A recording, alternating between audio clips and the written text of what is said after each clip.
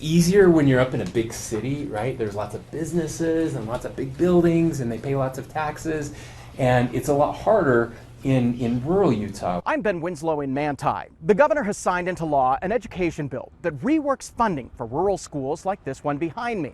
And some small school districts say this can open up a lot of new opportunities.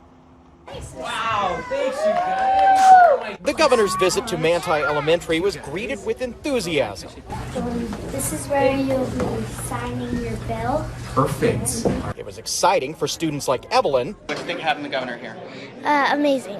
And do you think this bill is going to help schools like yours? Yes. The kids got a lesson in the intricacies of rural education funding mechanisms. We have to make sure that we have money not just now, but in the future for all of our students, especially in rural Utah.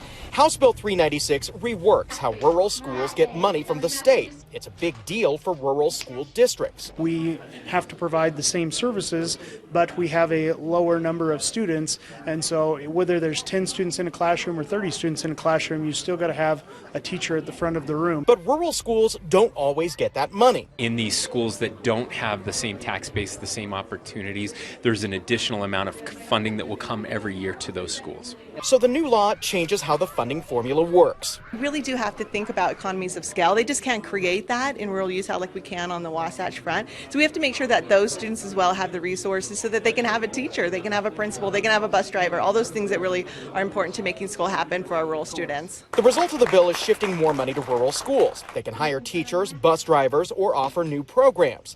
But if they grow and can sustain their own funding, they would ultimately get less money. Governor Cox has said multiple times that we're trying to provide a high-quality education regardless of zip code, that zip code doesn't determine the quality of education, and this bill is one big step towards making sure that happens. The governor's been an outspoken advocate for local control in education, even supporting the breakup of the U.S. Department of Education. This is very much what we're talking about, the importance of local education, the importance of local decision making. That's why I appreciate this bill. The deadline for the governor to sign or veto all of the bills the legislature passed in the most recent session is this week.